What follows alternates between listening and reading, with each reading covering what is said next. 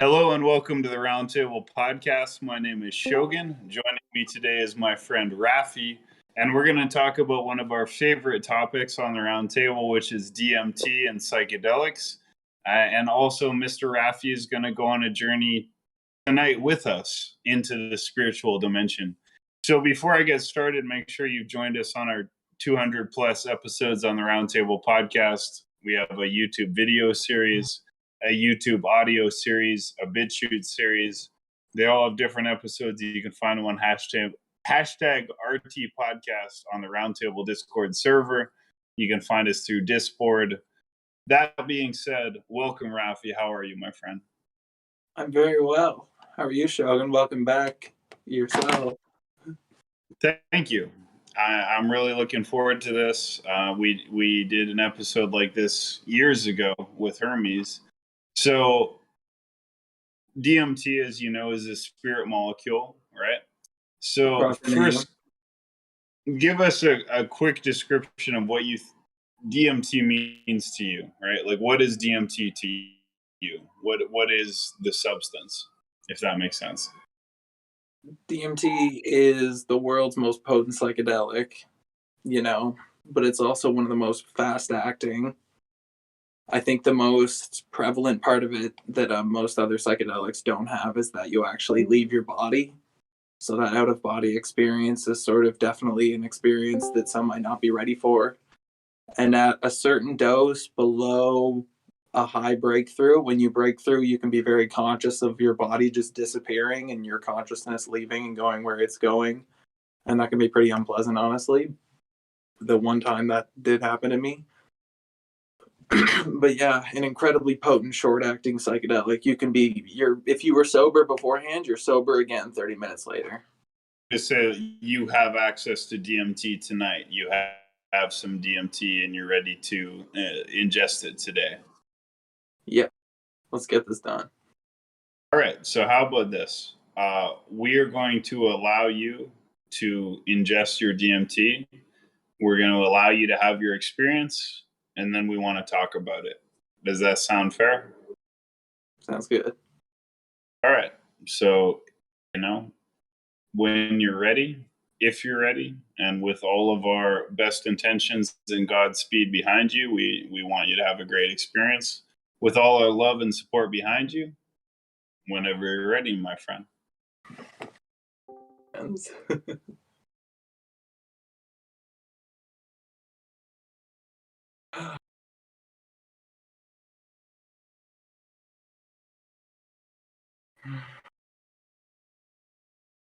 So,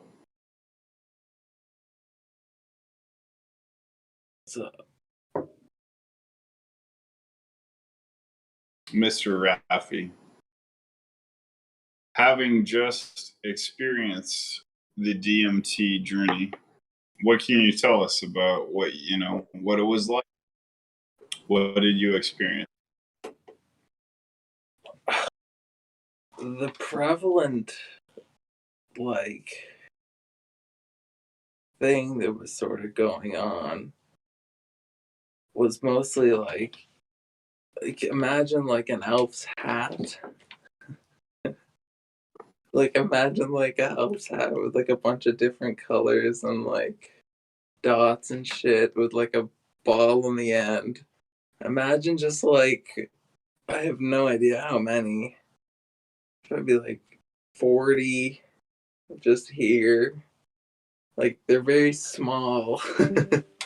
That shit was just everywhere. Oh. Yeah, that was prevalent. Also, sound. There's a very prevalent way. I don't know why I keep saying prevalent. There's a very, way that sound is. It's very, it's kind of like everything is put under that sort of font. If I could say it that way. So, DMT is a psychedelic drug, right? And you have just ingested it. So tell us, was it a euphoric experience? Did it feel good? Did it feel pleasant? Was it positive in your experience? There's definitely a sense of love. Like, there's a sense of love and happiness and like joy that's sort of everywhere, but it's not really like in you. You sort of just feel the same way you were, you know, prior to having done it when you're in there. So it's not like, yeah, and like DMT, it's not really affecting your serotonin receptors and anything, right? So it's kind of like, no, not really. But there is a sense of love that just sort of comes from everywhere. It's just sort of enveloping. And that stuff's very amazing. What else could I share? So, well, when you smoke DMT, so walk us through the process that you just went through, right? So when you take a hit, like what did you experience? Yeah, basically, so you want to have that first hit. And that first hit doesn't really do much. I had done some prior to us starting, so that was basically a little bit, which was a good way to just kind of get my body there a little faster. That first hit really doesn't feel like very much. It maybe sets the tone of what's going to be happening, but not really like in any profound way. But that second hit, when you go in for that, I wasn't sure if I was going to do it, but I thought like it would definitely be more of something to tell because there's not a lot of visionary stuff, even though it's a very like it's a takeover of your soul experience. That first hit, that second hit is where the visionary stuff is, and it's easier to sort of remember and talk about in that sort of way. So I went in for the second hit. A third hit, I still had my body. If I had went in for a third hit, which I knew I didn't really want to do, I would have been completely out of body. Like there was this sense of like sort of like I forgot, but it was still there. I could still feel it. But if I had another hit, which is what I do when I'm doing it like recreational and trying to do it as well, like, like, yeah, you leave, you're gone, and you come back. I also didn't want to do that because it takes a while. You're in that realm for about 8 or 9 minutes, which I don't know if this makes me close my eyes in silence for 8 or 9 minutes would be great.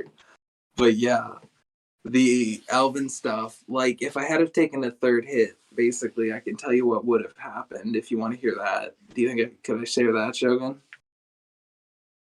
Like if I took a third hit, I'm still a little out of it. You have to give me 10 minutes and I'll be back. But like you take that third hit and it's basically like your everything everything like all like no like memories, time, like yourself, like other people, like all that stuff is gone like immediately, and you are just in a different place. It's not like you blast off necessarily, it's just like whoosh, and your soul is still in the same sort of area, but you're in a different place, and whatever happens there will be a different experience than that second hit. But actually, that was rather enjoyable because I had a beginning thing. I wouldn't consider that a full breakthrough, though. If you want to do more, if I did more now, it wouldn't really work. Tolerance builds really fast. I would have to wait an hour and a half, maybe a little sooner. Yeah. But like the question is like, do I feel like I would want to do more like immediately after? Like there's not really a sense of like wanting to go back so much as there is a sense of wanting to delve in deeper, but like into what you've already experienced. I mean, like when you want to go back, you want to delve in deeper, but like when you just come out, you're not really thinking about going back. The tolerance really wouldn't let you. You're sort of thinking about, I need to now analyze and decipher the pieces of what I can remember. And like in that trip, the things that were prevalent to me in that, like, I could keep my head up the same way that I could. I've never done it sitting up. I could keep my head up, and like eventually I did sort of leave, but there was sort of nothing there. It was sort of just an empty place, like the sort of hats and other stuff wasn't really there. Yeah, doing it at the beginning of this podcast is a good way to help me like remember, because it is the same thing every time. You're going through the same steps and you're doing it up to the third hit, and you really can't take another hit if you're going any higher. It's really like you're adding on to what it would be if you had a third hit. I don't even know how you do it, like because like you leave your hands and shit behind. It's fun though. That was fun. It's sort of like a very it's kind of like skydiving or something similar to that. Like you jump off this thing and now you're able to I don't know. Like you jump I turned my phone on. Sorry. You jump off this thing and now you're able to experience what it's like to free fall and to literally be in a place that you weren't before and now have access to that place now. And once you land, you know, you return, but it's sort of like, wow, like I just did that and it's quick, but it's like I just went way out and came way back. And I mean, it's profound. It's a profound experience. Raphie, here's what I want to understand. Like, do you believe that DMT is a spirit molecule, is a spiritual dimension and a physical dimension, and DMT moves you to the spiritual dimension? To what extent do you think that's true? Like, does DMT push you into the spiritual realm, right? So, what you're experiencing is in a spiritual domain. Do you think that's true? I Or do you would think it's say just it's a spiritual realm, but there's similar breakthroughs you can have on mescaline, you can have on salvia, other breakthrough drugs, you know? So I have to say, no, that's not the end spiritual thing, because at the end of the day, it is just a chemical that gives you this breakthrough, and it's very pleasant and it's very consistent, and there's a lot of entities, and it's very visionary, profound, euphoric, joyful, and loving. And a lot of that stuff is kind of like, wow, this is the truth, because the entities there are telling you things that they think are the truth. But I think it's a big thing that I learned really early on, is that an entity's truth isn't the truth. Like there's no objective truth in day-to-day life, and somebody saying something doesn't mean it's like the absolute, you know, be all end all. But yeah, I don't think DMT. I think it's a way to get you to maybe experience your own. Like, no, not really, because like your soul, like if you meditate, you know, like that self that you really are when everything's silent, like that you're the same thing when you're in DMT. Everything is silent. Like you don't really have the option for it to make noise anymore. But like, yeah, you know what I mean? Like it's not really changing your soul. It's showing you a bunch of stuff. If anything, it's not taking you to a spiritual realm. I mean, it might sort of pseudo enlighten you briefly, but it's taking you to another realm. And I don't think it's necessarily like the spiritual dimension, but I think it's showing you a possibly potential dimension and letting you experience that through you having the brain and being able to experience the thing, you know, that lets that happen. Yeah. There's a mouse in here. It is really good, but you do have to understand. I think it is a master teacher, but it's in the sense that anything that's an entity and a teacher can be wrong and has to be ran through your own personal analysis. And just because somebody says might be true, that doesn't mean your interpretation of it is true. There's been many times on entities where I get a very vivid message, and it's very difficult for me to honestly interpret what that message really fully means, right? Like it's sort of like it's ambiguous, and it's like in the moment, was he saying it? What were they like?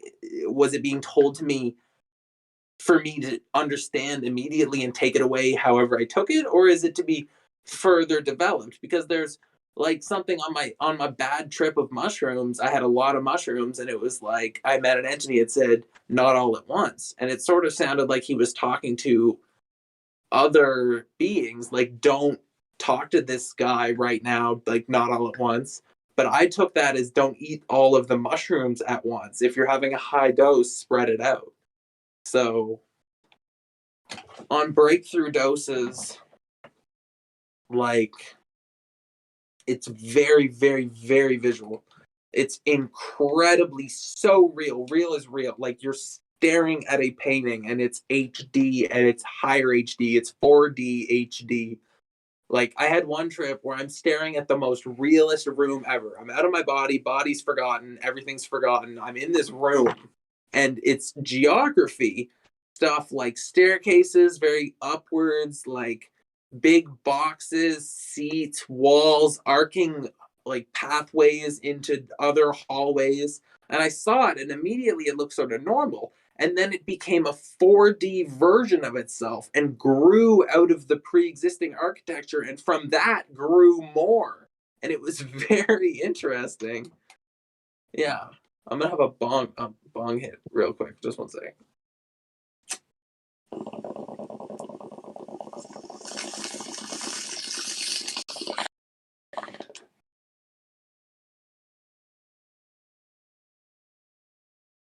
Is there anything else you'd like to ask, Shogun, or I could go over some of my previous trips? Yeah, I'd like you to go over whatever you have in mind. The most visually um like what would be the word? Most realistic. The most visually realistic trip I've ever had so far was basically a wall. You could think of it like a bent rectangle, like a bent rectangle of plastic, bent around your head, but it was massive. And there was thousands upon thousands of faces, all similar, all not moving, all very stoically there, like a statue or a totem pole, but very, very highly detailed, like an entity was there and spent a millennial, spent an eon just carving out all these faces and was like, all right, now it's here, and just walked away. And like, I'm sure it didn't take very much effort to do it for that entity. But I was taken there and shown this and then brought back. And it was intense. I had two very similar trips. One led into the other. It was like I should learn that if I'm gonna have this story, I should learn the name of this painting. But the painting where it's like all those little tiny dots. So if you looked at it very close, it wouldn't even make sense. It'd be all pixelated. But when you look back, it's a giant meadow, and there's people on it with carousels and like umbrellas, and like there's a water and trees. It was sort of like that. I'm at this vantage point and I'm looking down at a meadow and it's full of entities. It's just walking everywhere and happy, and they're all dancing and like sort of things like that, but not really dancing, sort of just but like following. And then I had the next trip after that. I broke through. It was a much bigger dose, I think. Well, not much bigger, but it was a higher dose. And I break through onto this galactic dance floor, this galactic disco. And all these entities are about 15 feet away from my astral body. And they're all dancing and grinding up against each other. And there's lights and trap music. And it's crazy. And like it's dark. And it's like they're just dancing on like an asteroid for like ever. Just like, this is where the party is. Like, we've sat here and now we're just going to, enjoy it. The lights and the music seem to keep going. So we're going to dance. And like I popped in there and like everybody, I think they've been dancing for a while, so I don't really feel like they noticed me. But I sort of slipped in and out of the dance floor, and I think on a higher dose, if I somehow had like an E-pen or something and then had have hit that dose at like 60 milligrams, I probably would have been thrown onto the dance floor and surrounded by these things and taken over and tickled and thrown on and like crowd surfed. I'm sure people have been more intense there than I have, but yeah. Um,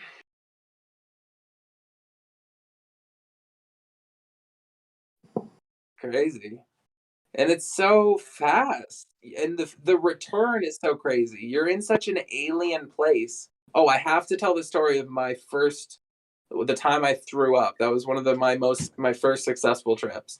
But it's such an alien place. Like whenever after I threw up in the story I'm about to tell, I looked around and it was all alien. These tiny little glyphs and shit everywhere, just buzzing and like little insects. Like it was like, oh yeah, you thought the universe was made of this? It's made of little insects, and they're all dancing, and you just don't see us normally. So I load up a banger. I just took that out of a oil burner, right? But I load up a banger in this bong, right? And I take, I think it was 3 or 4 hits, but one of them or two of them weren't successful. And when I'm like, okay, this is good, I turn the torch off. I turn this thing off. You don't want to be dealing with something that's bigger than my fucking head whenever you're doing this. What? No! Like, fucking, the flame on this gets retarded. So anyway, I'm dealing with this thing. I'm dealing with a flame this fucking long, like, while I'm tripping. So whatever. Anyway. So, basically then, I lay back. I'm finished. I'm like, okay, this is good. I lay back. It's very pleasant. Everything is so fucking calm. And suddenly my stomach's like, you fucked up, kid. And I'm like, uh-oh, did I? It's like my throat. It's in my throat now. And my throat's like, you fucked up, kid. And I'm like, oh no. And then I close my mouth and then I fucking throw up in my mouth. And my mouth's like, kid, you're past fucked up. And I'm like, damn. So I launch myself across my room. I'm looking for my trash can and I find it. Throw up in my trash can. Like it was like, I shouldn't describe this, but it's funny. It came out like a funnel, right? And it felt like there was some in the middle that didn't come out. And I was like, what the fuck? And then I threw up again and it all came out the center in one straight line. And then I felt like I was empty and I was like, okay, whatever. So then I'm like, I gotta get away from this vomit smell. And it's like the middle of the night, it's like 11:30. I'm like, I gotta get away from this vomit smell. So I walk into the hallway and I'm like, whoa. I'm looking down this hallway. It's like I'm in like a fucking hall. Like I think if you honestly, you could make like a DMT maze. You could give people DMT pens and put them into a psychedelic maze and charge like $800 and people would do it. Like, bro, I went down this fucking hallway. Bro, like shit like that'd be crazy. And it'd be all dark. But anyway, I run into my bathroom. I sit on the toilet, pitch black.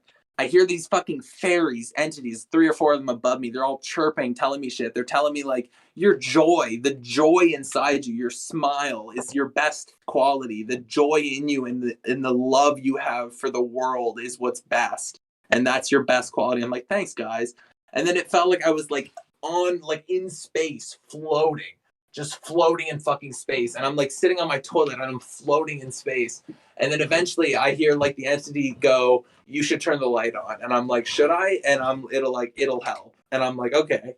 So I fish for the light, turn the light on, light turns on, trips over immediately. Nothing there. I like go to be like, I say out loud, thank you guys. There's nothing in my head. I'm like, oh yeah, I guess it's not something that you can take for granted that entities are going to speak to you automatically when you speak out loud. So that was kind of a funny shock to get me started into the magic of DMT. Man, that trip was so wild. It felt like I was supposed to be taking the fucking the spice when I loaded it up. It was like there was no doubt. Like, yes, this is when you do it.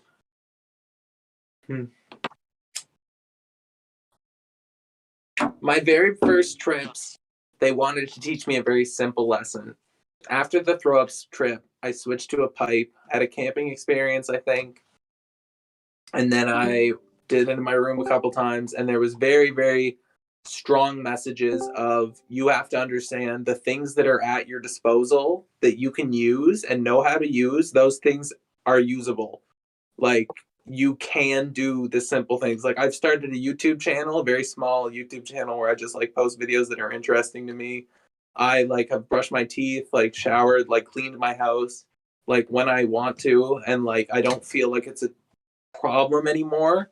Like these small things, these insurmountable tasks, they seem very small to me at this point. And DMT showed me that it was like you can get rich, you could be a millionaire. Like, you want to be a millionaire? Let's fucking do it. Like, I will show you how to be a millionaire. I'm like, I don't need to be a millionaire right now. It's like, okay, but like anything you think you want to do, can do, like, not, don't go crazy, but like you can do it. And I'm like, okay, thank you.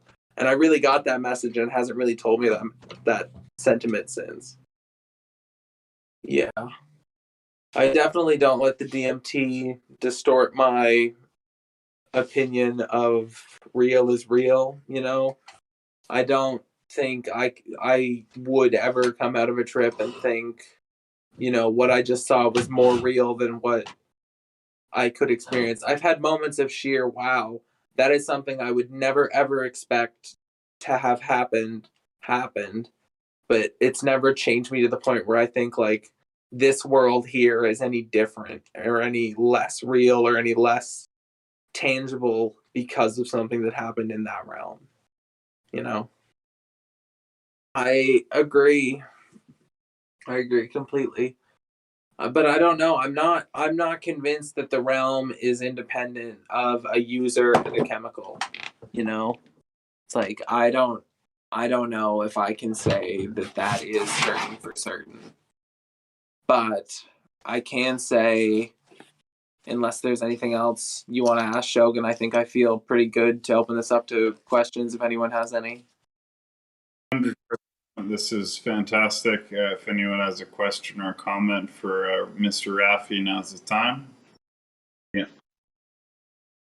No, my friend has, and it sounds nightmarish. They've done it. Like, they have a mixed review. They did DMT with me. They were like, wow, this is way better. Like, I was expecting a terrible trip when I broke through, but no. So I don't think I'm going to try it. So no. No. Oh, yeah. It's a little bit shaky when you're going in, but if you really remember and take a note of how it is every time, it's not terrifying, and it's not even nerve-wracking. I do feel like there's a lot more that goes on while people are tripping than they remember. I feel like the majority of a breakthrough people forget, and I think that those are probably the most profound points for sure. I wouldn't be surprised if or when I get any level of success, medium to extreme, I'll probably attribute a major portion of it to DMT. I don't doubt that at all.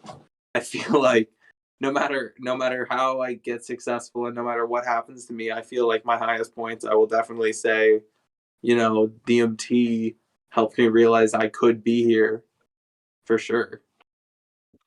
No. The funny thing is no. The thing that's so prevalent is that it's not. Yourself is very much the same. And that sense of love and euphoria, at least for me, is the sense of love and euphoria you would feel if there was 20 people in front of you and they all loved you immensely.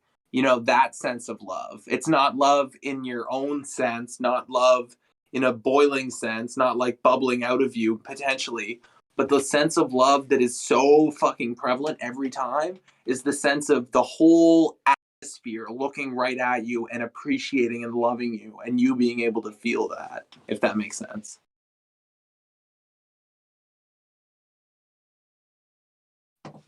At least for me, and that can be contagious. I've came out of like a breakthrough, my first breakthrough on my 21st birthday at 11:30. I like checked the clock. I was like, yes, it's still my birthday. I broke through for my first time on my birthday. I was like, I came down and laughed for like 5 or 10 minutes like straight. I was like, this is awesome. Like, Well, I think this was fantastic. I mean, you using DMT and sharing your experience. And we did this before with Hermes on the server. And, I think it's something we should continue to dig into as we go forward, like regular trips, you know.